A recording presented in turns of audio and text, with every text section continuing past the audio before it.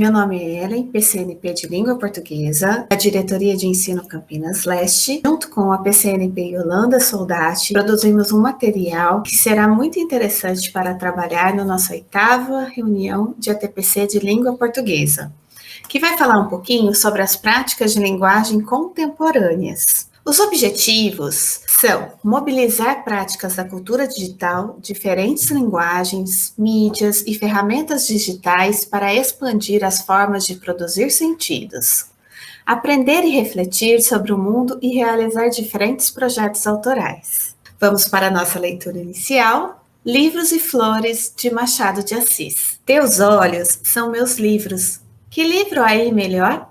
Em que melhor se leia a página do amor? Flores são teus lábios, onde há a mais bela flor, em que melhor se beba o bálsamo do amor? Vamos agora para o nosso vídeo de acolhimento, Guardiões da Chama.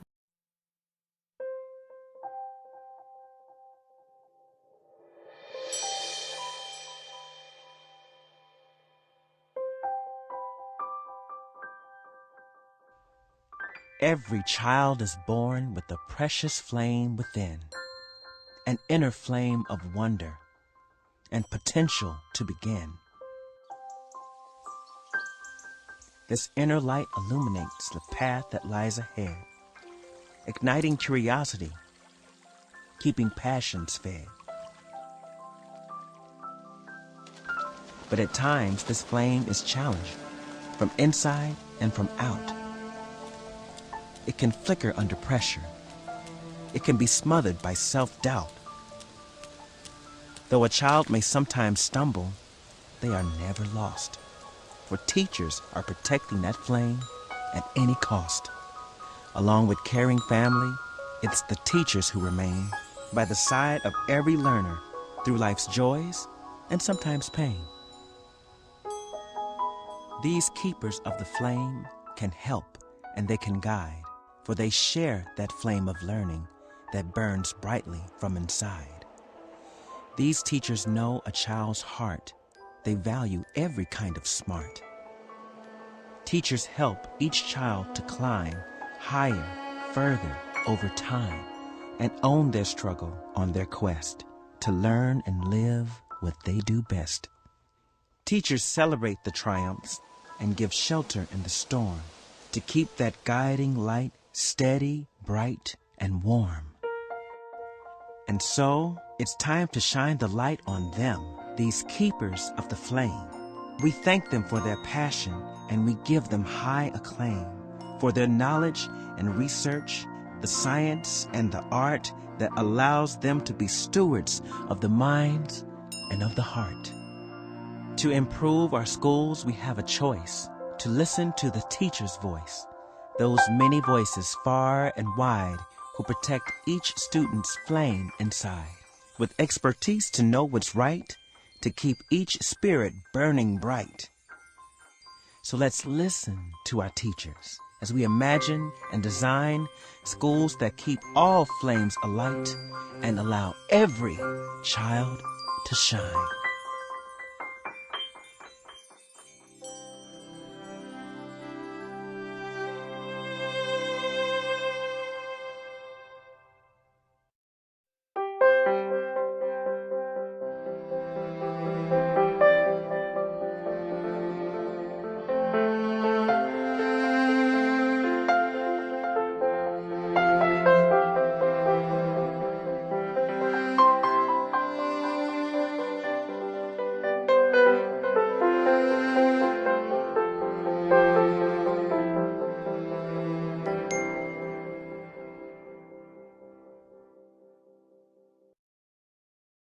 Vamos falar um pouco, então, sobre as práticas de linguagem contemporâneas.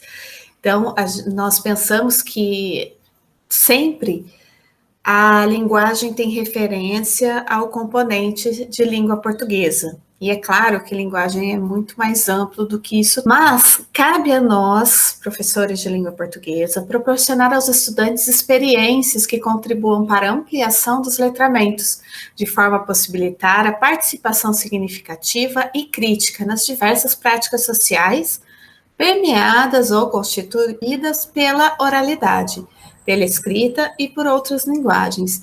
Então, esse tópico está lá na Base Nacional Comum Curricular. Fica muito claro para nós que o professor de língua portuguesa, ele carrega uma responsabilidade muito grande em relação aos letramentos. E hoje, então, como trabalhar o letramento digital nas aulas? A própria BNCC nos dá um suporte.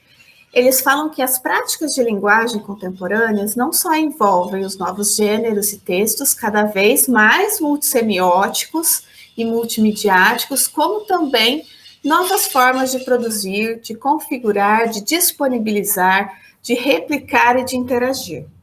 As novas ferramentas de edição de textos, áudios, fotos, vídeos tornam acessíveis a qualquer um a produção e disponibilização de textos multissemióticos nas redes sociais e outros ambientes da web. Então, a própria BNCC nos coloca aqui uma série de ferramentas que nós podemos utilizar no trabalho com o letramento digital dentro das aulas. Então, com o letramento digital, não só é possível acessar conteúdos variados em diferentes mídias, como também produzir e publicar fotos, vídeos diversos, podcasts, infográficos, enciclopédias colaborativas, revistas e livros digitais. Depois de ler um livro de literatura ou assistir a um filme, pode-se postar comentários em redes sociais específicas, seguir diretores, autores, escritores, acompanhar de perto seu trabalho. Podemos produzir playlists, vlogs, vídeos minuto, escrever fanfics, produzir zines, nos tornar um booktuber, dentre outras muitas possibilidades. Então, aqui, olha a quantidade de opções que o professor de língua portuguesa tem para trabalhar com seus alunos. Então, nós veremos a seguir que esse trabalho não necessariamente envolve uma tecnologia muito cara ou que não se tem acesso. Então, nós vamos ver que algumas produções podem ser feitas com aquilo que você já possui na sua escola. Vamos, então, falar um pouquinho dos textos multissemióticos. A base para a língua portuguesa não só inclui o trabalho com textos multissemióticos, mas estimula seu estudo e produção em classe. Então, quer dizer, eu não só trabalho com os textos, mostro para eles uma multissemiose, como também faço com que meu aluno consiga trabalhar esse componente. E como levar o letramento digital para as aulas? Então, vamos pensar um pouco nisso. Ser familiarizado e usar não significa necessariamente levar em conta as dimensões ética, estética e política desse uso, nem tampouco lidar de forma crítica com os conteúdos que circulam na web. A contrapartida do fato de que todos podem postar quase tudo é que os critérios editoriais de seleção do que é adequado, bom, fidedigno, não estão garantidos de início. Passamos a depender de curadores ou de uma curadoria própria, que supõe o desenvolvimento de diferentes habilidades.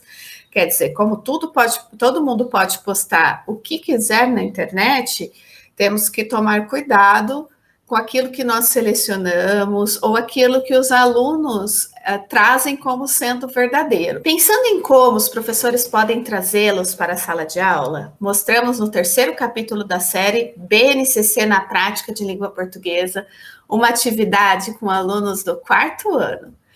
Então, multissemióticos são os textos com muitos elementos, como imagens, ícones e desenhos. Vamos dar uma olhadinha como essa professora fez? Até lá! A importância de trabalhar com os textos multissemióticos desde os anos iniciais para favorecer o entendimento dos alunos nesse tipo de texto faz-se necessária porque os alunos têm muita dificuldade de entender o humor e a ironia que existem nesses textos. Aí olha aqui no 2º quadrinho, vamos ver. Será que isso vai dar certo? Claro que vai! O que aconteceu aqui nesse 2º quadrinho? Por que ele tá com essa cara? Fala, Thalita. É porque ele foi falar e aí ele mordeu e o chiclete é mole. Ele mordeu e o chiclete é mole? Será que é isso? Fala, Camille. É porque ele foi falar e aí ele engoliu o chiclete. Ele engoliu o chiclete? Todo mundo concorda que a Camille falou? Será que aqui é que ele engoliu o chiclete? A escola sempre privilegiou o letramento impresso, as letras, as palavras. Com o desenvolvimento das novas tecnologias, entrou no cenário a necessidade de desenvolver outras habilidades, que é a possibilidade de articular vários elementos e ler, interpretar e compreender textos multissemióticos. Mas o que são textos multissemióticos? São aqueles que têm muitos elementos. Você tem as palavras, você tem as imagens, os ícones, as expressões através dos desenhos, a navegação. Então, estamos para desenvolver essa habilidade. Por onde nós podemos começar nas escolas a desenvolver isso? Por exemplo, pelas tirinhas. Na escolha das tirinhas, eu procuro pensar em situações que os alunos vivenciam do cotidiano deles, então que tenham informações implícitas e explícitas, para que os alunos consigam, a partir da leitura da imagem e das palavras do texto que está escrito, fazer o entendimento. Para isso, eu preciso trazer o contexto de produção, que é o autor, o gênero, que é a tirinha, quem são os personagens que vão estar nessa tirinha. Então, eu penso em perguntas que vão fazer com que os alunos consigam compreender tanto as questões que estão explícitas no texto, no caso, o que está escrito, quanto fazer relação entre a imagem e esse escrito, para que eles possam dar sentido ao que eles estão lendo. Quando eu proponho uma leitura compartilhada da tirinha, eu pretendo, com as intervenções e com a conversa dos alunos, que os alunos aprendam com a ideia do colega.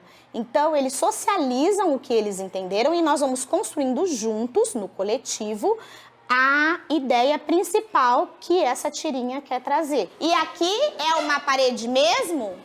Será que é? Ô, Lucas, fala pra mim, como que dá pra perceber que aqui é uma parede, aqui é um quadro?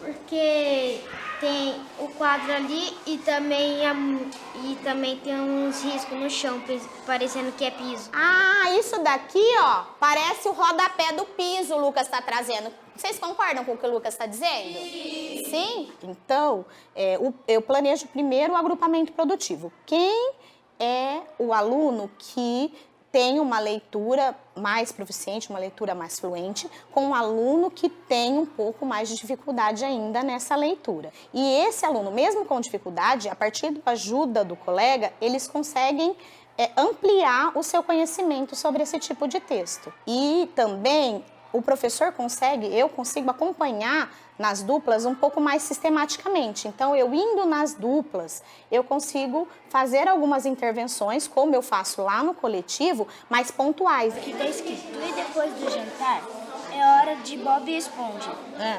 Ele falou Oba, mas ele pensou que era Bob Esponja o desenho. E aqui fala, vou processar minha mãe por propaganda enganosa, porque ela para lavar a louça, não assistiu o desenho do Bob Esponja. Ah, e aí ela fez uma troca. Uma troca. Deixa assistir o desenho e lavar a louça. E essa cara aqui dele, o que significa? De felicidade, porque ele pensou que ia assistir o Bob Esponja. A professora tem uma interação muito boa com as crianças.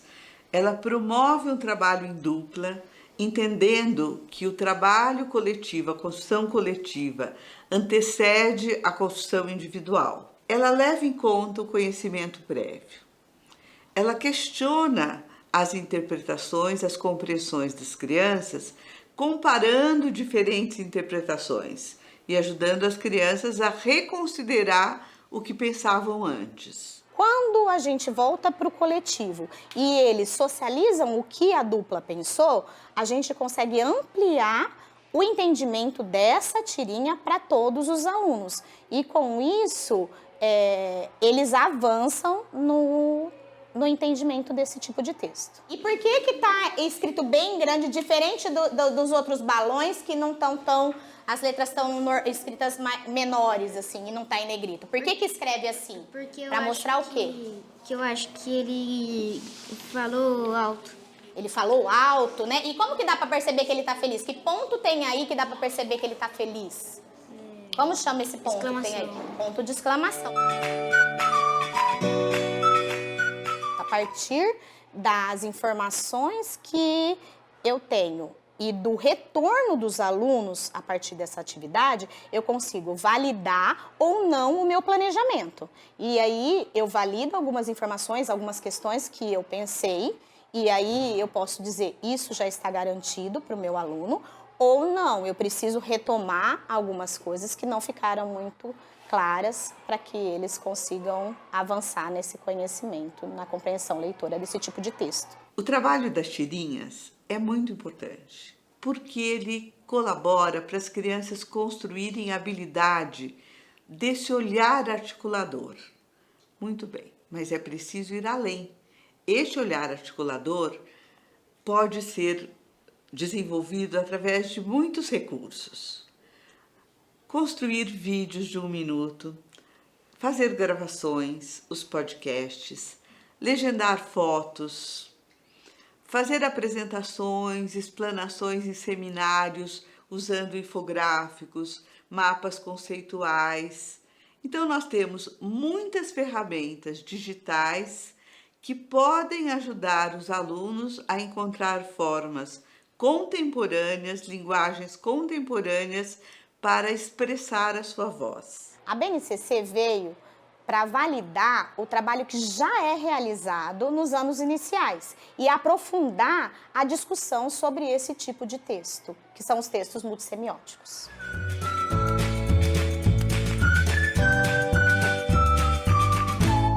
Pensando em tudo isso, toda essa relação com o que a professora nos colocou, vamos pensar um pouquinho num relato multimediático. Quer dizer, aquele relato... Primeiro, o meu aluno precisa compreender o gênero relato.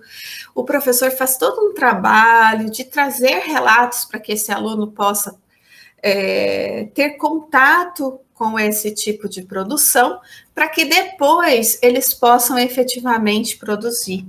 Então, aqui nós trouxemos apenas algumas ferramentas que podem ser usadas em sala de aula.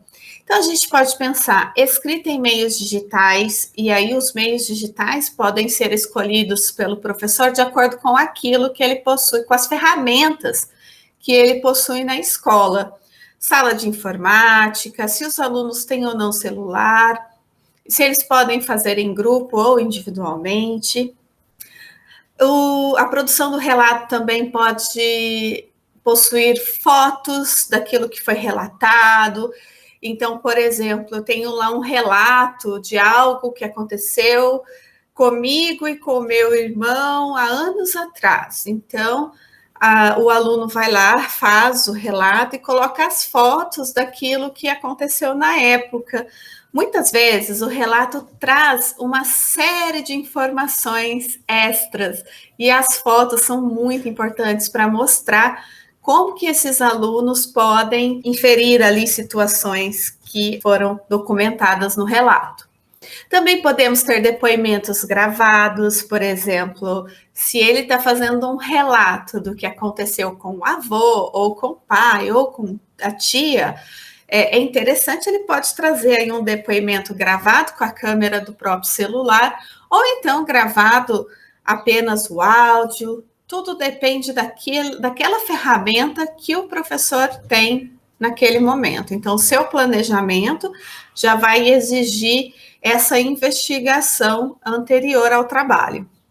Podemos utilizar mapas. Então, por exemplo, eu posso fazer um relato sobre a minha árvore genealógica e dentro dessa árvore eu vou buscar os mapas de onde talvez a minha família tenha vindo. Alguns avós possuem, inclusive, fotos dos lugares de onde vieram. Muitas vezes não daqui do Brasil, de outros países. E isso estimula também o contato dos alunos com os avós, que têm diversas histórias a serem contadas. Temos também, podemos pensar em criações de infográficos. Todas as informações que eu posso colocar, seja verbal ou visual, e eu possa transmitir dados e conceitos de forma fácil. Então, por exemplo, o meu avô saiu da Bahia e veio para São Paulo. Esse processo das mudanças e por onde o avô passou, no caso de um relato, ele pode ter som, ele pode ter ilustração, ele pode ter ícones. Então, você olha para o infográfico e tem aquelas variadas informações verbais e visuais que vai explicando ali o seu relato. É uma produção muito diferente, porque o professor também tem que entender um pouco como que funciona a escrita do relato multimediático antes de aplicá-lo em sala de aula. Temos também a produção de contos. Esse é um gênero que eu gosto muito. Os contos trazem toda a questão da imaginação e daquilo que eu posso criar. E o aluno, quando ele pode refletir e criar sua própria obra, é muito interessante. Nesse ponto, depende de vocês, tá? Do próprio professor, trazer primeiramente o que é conto, como que funciona esse gênero. E quando o aluno já passou dessa fase da compreensão do que é, ele vai para a prática. É no momento da prática que eu incluo a linguagem multissemiótica. Então, por exemplo, eu posso pensar a leitura e a produção escrita no meio digital, que nós já vimos anteriormente, então são vários gêneros que eu posso fazer no computador, no celular, tá? Hoje em dia os celulares funcionam muitas vezes melhor do que o computador para digitar. Então, os alunos estão muito acostumados a essa escrita em Facebook, em Instagram. Então, é interessante que a gente verifique algum meio dentro da internet que a gente consiga criar e o professor tenha acesso a essa criação. A gente pode pensar numa escrita colaborativa multissemiótica. Então, nós temos várias informações ali, fotos, imagens, mapas, dentro do meu conto. E a escrita pode ser colaborativa. Existem alguns sites na internet que viabilizam esse tipo de processo. Nós vamos deixar para vocês aqui nas referências, para que vocês possam procurar investigar um pouco mais sobre a produção escrita no meio digital e sobre essa escrita colaborativa. Cada aluno escreve uma parte, ou escreve junto, é um trabalho muito gostoso. E na situação em que estamos, né, do ensino híbrido, ela é muito importante. Depois nós podemos também pensar em pegar um conto que já existe e transformá-lo numa paródia. Então, é legal, porque aqui o aluno trabalha com 2 gêneros, e não só. Ele vai trabalhar com gênero conto e com gênero paródia. Qual é a diferença entre eles? O que eu faço para um conto se tornar uma paródia? E aí, esse trabalho pode ficar super divertido. Podemos fazer gravações com efeitos sonoros. Imagina, vai ficar fantástico. Os alunos têm muita criatividade para inferir esse tipo de produção. GIFs e ilustrações. Ilustrações são ótimas. Ou tudo junto. Dependendo da quantidade de ferramentas que você tem, vai ficar um trabalho muito bom. Esses efeitos sonoros, às vezes o professor imagina o efeito sonoro por meio digital. E não. Nós temos várias formas de produzir, por exemplo, o som da chuva, sem ser a chuva propriamente dita, o som da cavalgada. Então, dependendo da história do conto, deixe os alunos utilizarem a criatividade e criar aí os seus efeitos sonoros. E trailers, nós podemos pegar uma história, um conto, e pedir para que eles façam um trailer, como se fosse um filme. Vamos ver, então, como que vai ficar aquele conto produzido. E não é necessário, nesse processo, que todos os alunos possuam celular ou computador acessível. Se do grupo já possuir e puder usar dentro da sala de aula, ou, no caso, alguns alunos que ainda não retornaram para as aulas presenciais, eles podem fazer em casa ou por meio do aplicativo, da plataforma Meet. Então, existe a possibilidade deles trabalharem juntos, as gravações, os efeitos sonoros, enfim, muita coisa. Tem muito trabalho bom aí para ser feito. E aí, o que nós fazemos com os alunos do ensino médio e também dos anos finais com relação às obras literárias? Lembro a vocês que a obra literária, ela pode ser trabalhada de diversas formas. É claro que os alunos, a ideia é que eles leiam aquilo que mais significa para ele, mas às vezes existem algumas obras que necessariamente deverão ser trabalhadas. Então, como que eu posso trabalhar essas obras sem antecipar juízo de valor? Não é isso. Eu não vou falar para o meu aluno se aquela obra é boa ou ruim, a minha opinião sobre ela. Não. Nós vamos conversar e discutir diversas ideias. O professor sempre deve ficar como mediador dessa leitura. Por exemplo, a leitura antecipada. O aluno realiza a leitura, não necessariamente o aluno precisa trabalhar com uma obra literária inteira, senão a discussão pode ficar muito complexa e às vezes ele nem se lembra de coisas que ele precisaria falar em uma roda de conversa, por exemplo. Então, o professor pode combinar com seus alunos a leitura de um capítulo ou a leitura de 2, 3 páginas, tudo depende do objetivo do meu trabalho. Então, nós podemos trabalhar com rodas de conversa.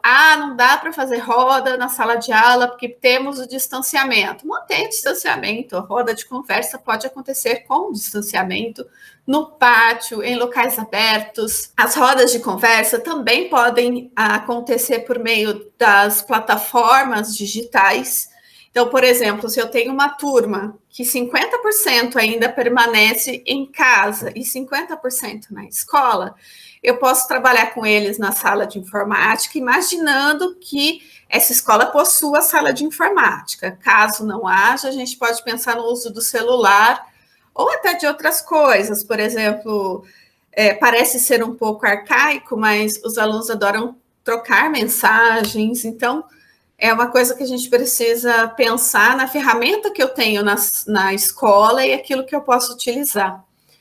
Então, eles podem fazer a roda de conversa sobre o que eles acharam do capítulo. O professor pode trabalhar, sim, dentro da obra literária, questões sociais, por exemplo, como preconceito, como feminismo, enfim, ele pode escolher, mas sempre sem juízo de valor, deixando que os alunos leiam e tenham suas próprias ideias, para depois o professor possa inserir na obra o contexto de produção, quem era o autor, como ele trabalhava. Então, todo esse contexto da obra, que pode ser colocado antes, também pode ser colocado durante o trabalho, para dar mais movimento e instigar a participação dos alunos. Nós temos também postagem de comentários na rede social. Então, o que eu achei, o que eu penso. Hoje nós temos o Google Classroom, que também é uma ferramenta que eles conseguem usar. Podemos pensar também em resenhas nas redes sociais. Aqui nós temos 2 gêneros também, os comentários, as resenhas. Então, precisamos sempre trabalhar, antes de iniciar esse tipo de projeto, imaginar, eu já trabalhei resenha com o meu aluno, ou outro professor já trabalhou, ele conhece esse gênero, porque senão a gente tem que dar um passinho atrás para poder caminhar. A gente precisa voltar lá em que é resenha, como escrever, tá? E aqui a gente pensa um pouco na realização de um vídeo de 1 minuto. Vocês se lembram de quando nós trabalhávamos com a equipe da mediação em linguagem de São Paulo? Então, nós podemos encontrar muitas orientações de como fazer um vídeo de 1 minuto, seja com obra literária ou outras obras. Eu deixei para vocês, nas referências, o link que leva para a equipe de mediação em linguagem com as obras anteriores, aqueles vídeos que foram feitos, que concorreram, que ganharam. Então, é bem interessante.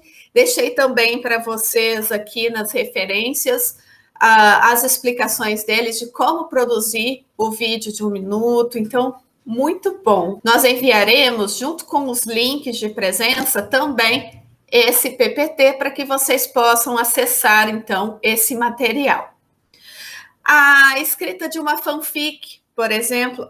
Mas eu não sei o que é uma fanfic. Vamos descobrir? A gente olha lá, estuda o que é uma fanfic, como trabalhar com os meus alunos, por que isso é tão divertido e moderno. Depois nós temos também a produção de um vídeo, como os que circulam em vlogs literários. Mas eu nunca entrei num vlog literário. Será que não é o momento de entrar? Vamos dar uma olhadinha lá dos vídeos.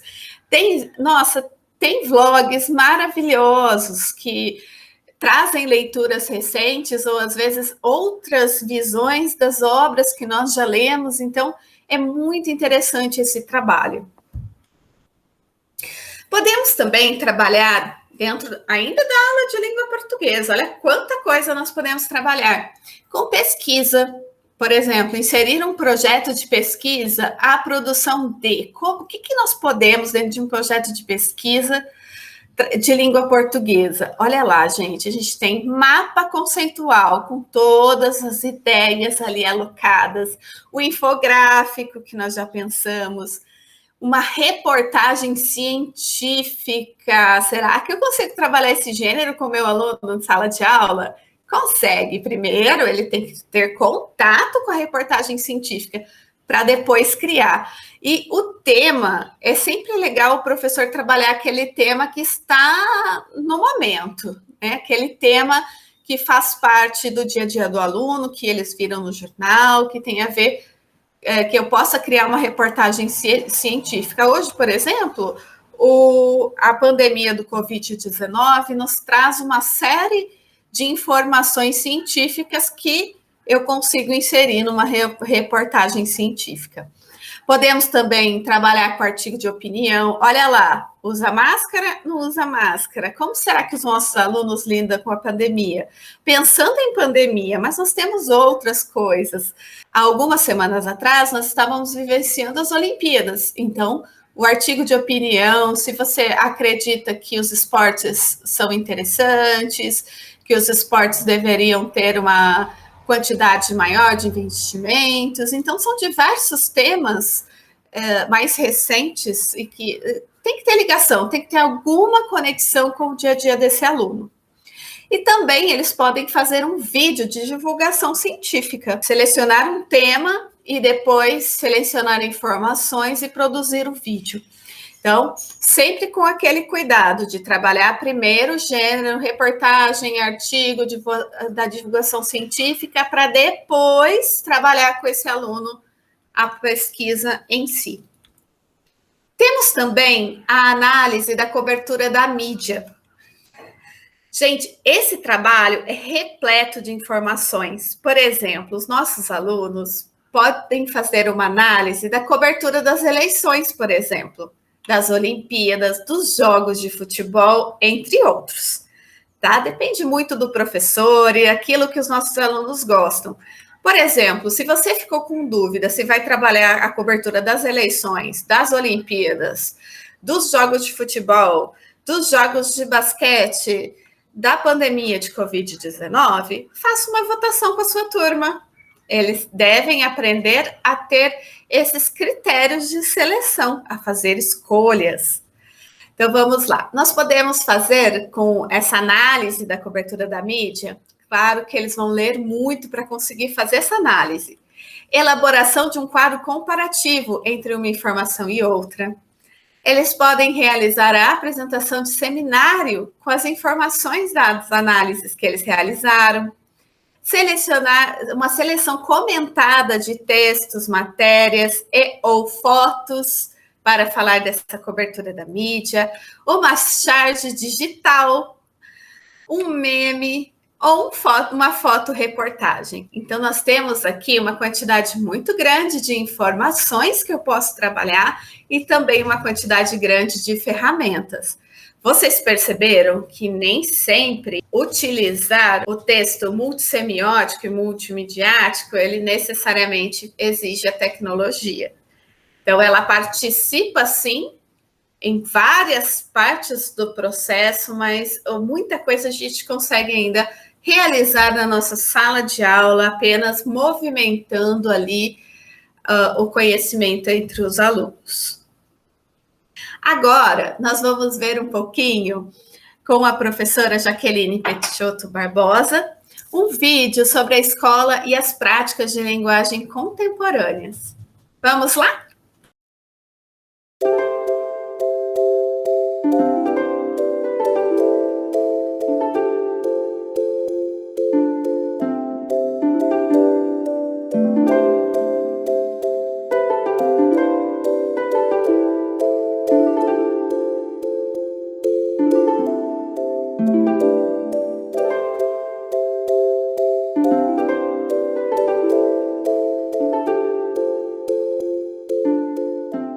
A BNCC vai propor uma ampliação em relação aos letramentos tradicionalmente considerados pela escola, né?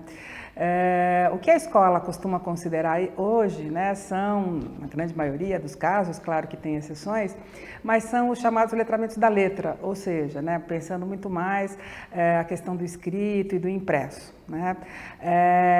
A partir da base, se tem aí uma ampliação desses letramentos, então pensando também a questão dos textos que envolvem imagens, imagens estáticas, imagens em movimentos, pensando também a linguagem sonora, pensando, enfim, pensando outras linguagens, né? Não que isso já não tivesse previsto, por exemplo, em outros documentos curriculares, mas é que a ênfase hoje é porque os textos que circulam, né, hoje socialmente são muito mais multissemióticos, multimodais do que os de antigamente. Então, a base vai propor ampliação desses letramentos. É para abandonar os letramentos da letra, não é mais trabalhar com a escrita do texto convencional, a linguagem, né, verbal ali, tanto oral quanto a escrita? Não, não é isso, né? Na base, inclusive, está dito que essa ainda é uma linguagem a ser privilegiada, né? A linguagem verbal ainda é para ser privilegiada e a escrita em si também. Mas se quer dizer que é preciso ampliar esses letramentos. A ampliação desses letramentos também tem a ver com os letramentos considerados também no que diz respeito a serem ou não valorizados socialmente.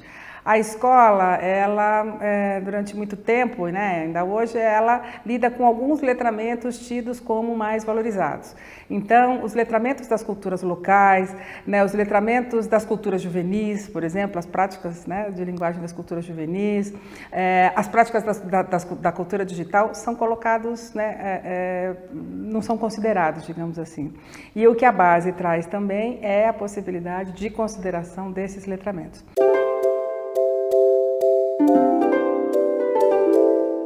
Falar de novos letramentos tem a ver também com falar, então, de uma certa nova mentalidade, e o que se chama, que alguns autores chamam de novo ethos. Né? O que é essa nova mentalidade e esse novo ethos aí, que constituem os novos letramentos? O primeiro tem aí, né, o envolvimento das tecnologias, sobretudo das tecnologias digitais de informação e comunicação. Mas não basta usar tecnologias e ferramentas digitais para que seja considerado um novo letramento. Né?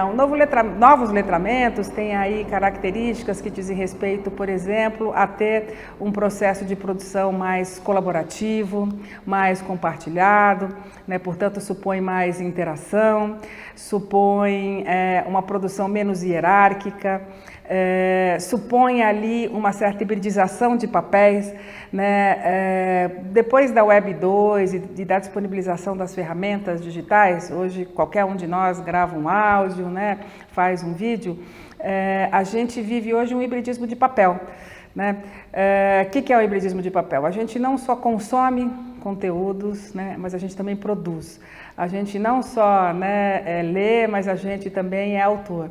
Né? Então, alguns autores, inclusive, vão fazer uma brincadeira terminológica. Né? A Roxane Rojo, por exemplo, vai falar de lautor, para dizer, né, leitor mais autor. O Kanclinic, né, um antropólogo, vai falar de prosumidor. Né? Quer dizer, é um produtor, não sou só consumidor, eu produzo também. Então, temos essa hibridização aí de papéis. Né?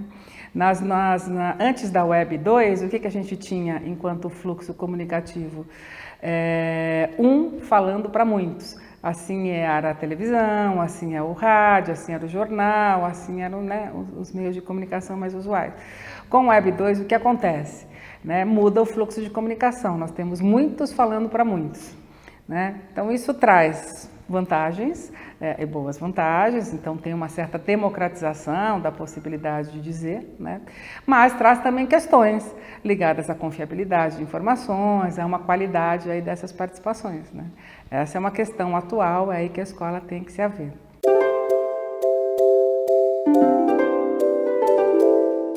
Os novos letramentos, né, uma das características também principais dos novos letramentos é que eles envolvem muitas vezes o remix, né? Quer dizer, o que esse é um termo que surge na música, mas que a gente pode, de alguma forma, que se espalhou para todas as linguagens, né? A ideia é que eu parta de alguma coisa que já exista, né, e misture duas coisas que já existam, ou acrescente alguma coisa numa coisa que já exista e produza uma nova coisa, né, com um novo sentido. Os memes, por exemplo, funcionam assim. Né, uma imagem que se repete, aí eu vou mudando de alguma forma o que está dito, o que está escrito e tal. Né? Então, esses processos de remixagem, né, de hibridizar, misturar linguagem, misturar coisas, de fazer paródias, né, são características também marcantes dos novos letramentos. É claro que está pressuposto aí um outro tipo de relação com o direito autoral. Né? Porque se eu pego livremente o que já existe e uso, eu estou pensando, né, que os direitos são livres e tal. E é claro que na web ainda tem muita coisa que tem direito autoral e coisa que não tem direito. Então, isso também é uma coisa que eu preciso aprender aí a discriminar, né? Onde a questão do direito autoral é importante, né, e precisa ser respeitada, e onde você tem produções que já propõem ou funcionam, né, de um jeito diferente, e eu tenho até eventualmente aí direitos livres, aí, licenças livres e tal. Né? Isso é importante de ser trabalhado.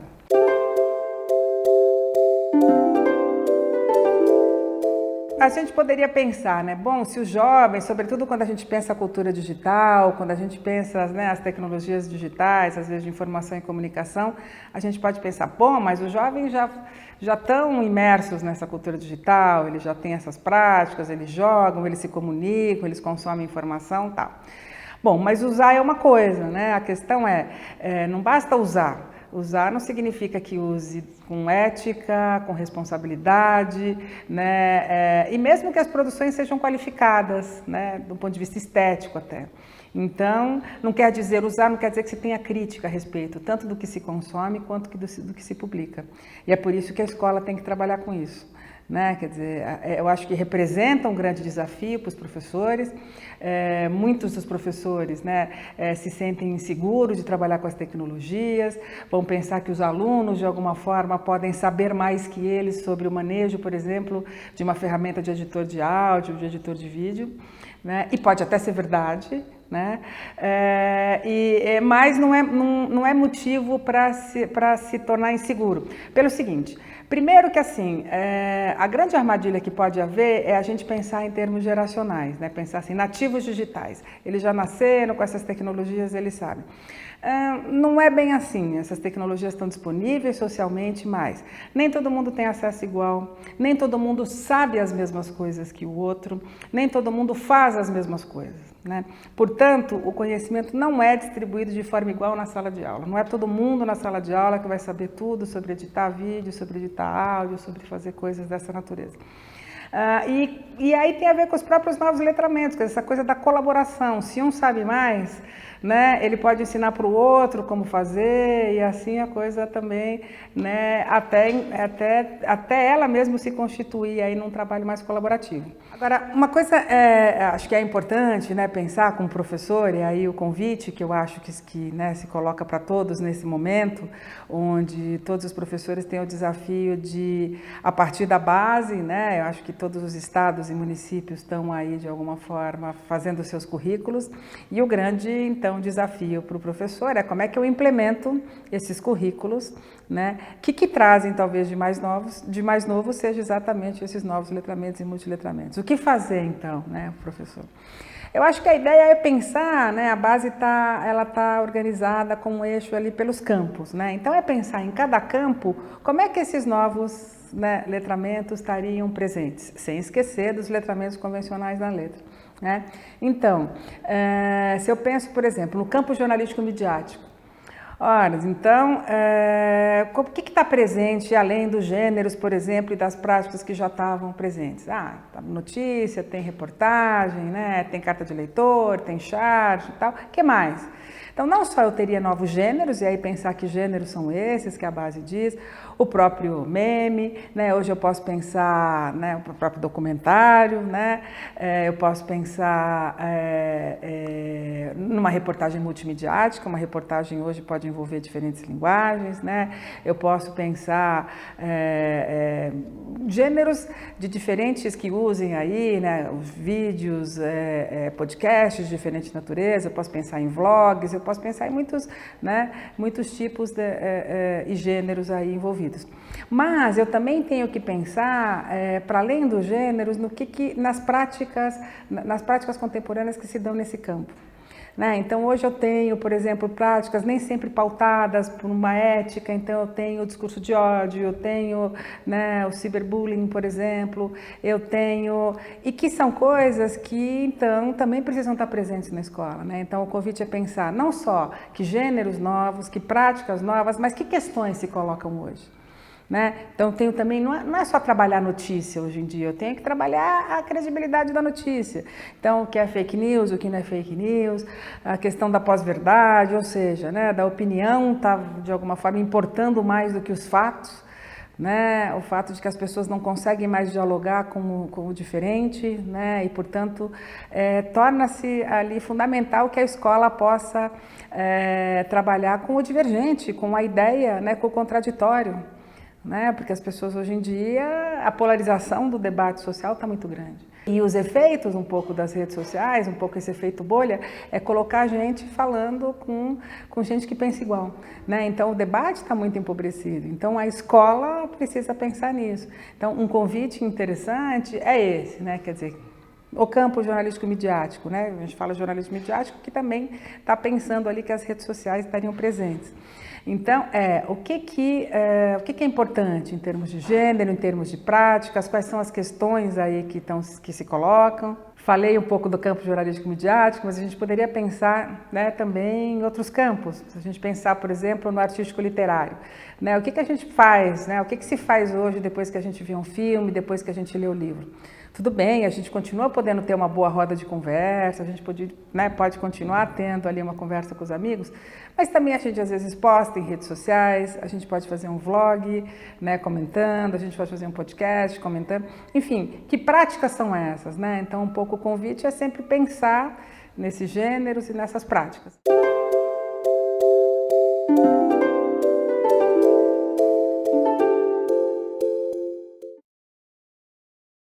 Pessoal, muito legal as colocações da doutora Jaqueline, não é mesmo? Se vocês quiserem ver mais vídeos de autoria, o nome dela é Jaqueline Peixoto Barbosa. Aqui nós temos um convite para você, professor. Venha participar da nossa TPC com colaborações pedagógicas.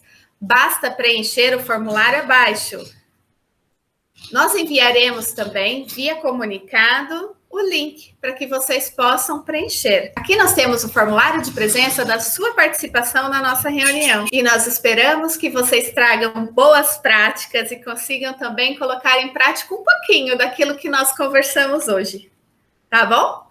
Bom trabalho e até mais!